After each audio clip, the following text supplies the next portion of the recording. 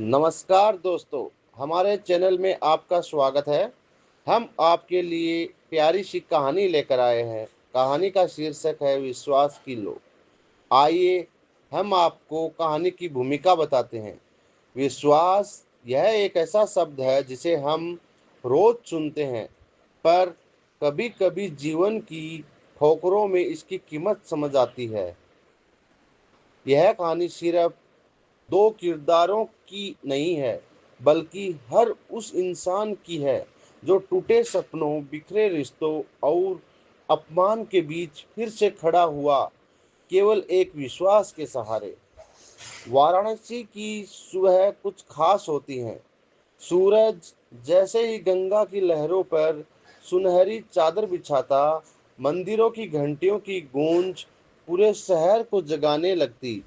उस सुबह एक पुरानी पर बहुत मशहूर दुकान, मोहन की चाय पर लोगों की हलचल शुरू हो गई थी।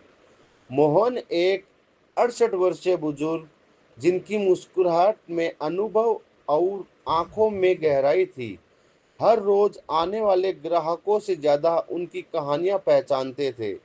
लेकिन आज उसकी नजर एक नई लड़की पर पड़ी। साड़ी पहने, बाल गीले, चेहरा थका हुआ, आंखों में हल्का भय और होठों पर झूठी मुस्कान। उसका नाम था अन्वेषा। वो चुपचाप एक कोने की कुर्सी पर बैठ जाती और मोहन से कहती, एक कड़क चाय, कम चीनी। एक दिन मोहन से रहा नहीं गया। उसने हौले से पूछा, बिटिया, रोज आती हो, कुछ तलाश रही हो क्या? अन्वेषा ने लंबी सांस ली। हाँ बाबा, शायद अपना ही विश्वास। 5 साल पहले अन्वेषा एक जानी मानी न्यूज रिपोर्टर थी। वह सामाजिक मुद्दों पर लिखती थी और उसका लेखन लोगों के मन को झकझोर देता था। तेज, तरकशील और सवाल पूछने वाली। उसे जो चीज पसंद नहीं आती, वो उसे बदलने की ठान लेती। किसी आर्टिकल के सिलसिले में वह एक गांव गई थी। वहां उसकी पहली मुलाकात हुई विराज से। विराज एक साधारण सा युवक, पर आंखों में दुनिया बदलने का सपना। उसने अनाथ बच्चों के लिए स्कूल खोला था, गांव में लड़कियों की शिक्षा पर काम किया और ग्रामीणों को आत्मनिर्भर बनाना सिखाया। अन्वेषा को उसकी सादगी और निडरता भा गई। उनके बीच विचारों की बहसें होती, फिर दोस्ती और फिर धीरे धीरे प्रेम। एक ऐसा प्रेम जिसमें आदर्श भी थे और भविष्य के सपने भी। वो दोनों साथ काम करते, साथ लिखते, साथ लड़ते और मुस्कुराते। अन्वेषा ने पहली बार किसी पर यकीन किया था, अंधा यकीन। लेकिन फिर वो दिन आया जिसने उसकी दुनिया हिला दी।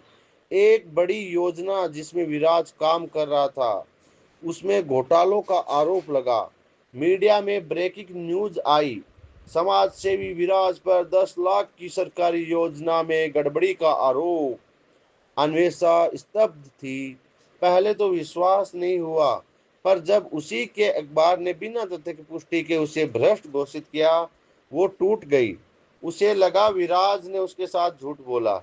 विराज जेल चला गया। कुछ दिन बाद एक चिट्ठी आई, अगर तुम मुझ पर यकीन नहीं कर सकती तो फिर रिश्ता ही क्या। अब मत ढूंढना मुझे, मैं हमेशा सच पर था, पर तुम्हारे मन में संदेह आ गया और वही मेरे लिए सबसे बड़ा अपराध है। अन्वेषा के अंदर कुछ मर गया। उसने खुद से नफरत की, क्योंकि वो जानती थी कि वो विराज की सच्चाई महसूस कर सकती थी, पर डर के कारण उसने भरोसा नहीं किया। वर्षों बाद अन्वेषा ने पत्रकारिता छोड़ दी। अब वह एक एनजीओ में वॉलंटियर थी, पर भीतर से खाली थी। किसी के लिए सब कुछ कर देने वाली लड़की अब चुपचाप जी रही थी। एक शाम मोहन की चाय पीते हुए उसने घाट की सीढ़ियों पर एक भिक्षुक को देखा। चेहरों पर झुर्रियां, कपड़े फटे, पर आंखें आंखें वैसी ही थी, विराज की तरह। उसका दिल कांप गया। पास गई और पूछा, विराज? वो मुस्कुराया, सिर झुकाया।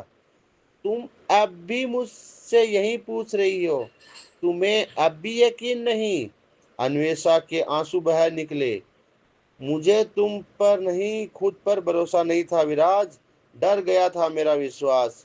विराज बोला, विश्वास कोई दस्तावेज नहीं होता जो किसी के हस्ताक्षर से साबित किया जाए।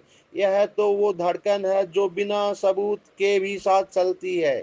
उस दिन अन्वेषा और विराज ने घाट के पास एक आश्रय गृह शुरू किया, विश्वास निवास, जहां वे उन बच्चों को रखते थे जो अनाथ थे, जिनका समाज से विश्वास उठ चुका था।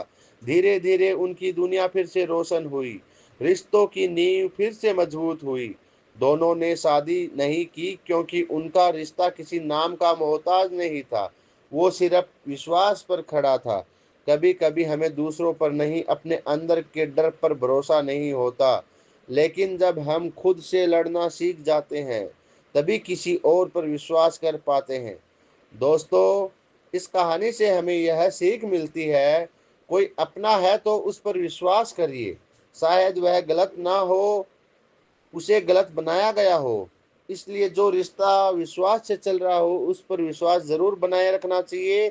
यह कहानी आपको कैसी लगी, कमेंट बॉक्स में जरूर बताएं। वीडियो पर नए हो तो चैनल को सब्सक्राइब करें, लाइक करें, शेयर करें। धन्यवाद।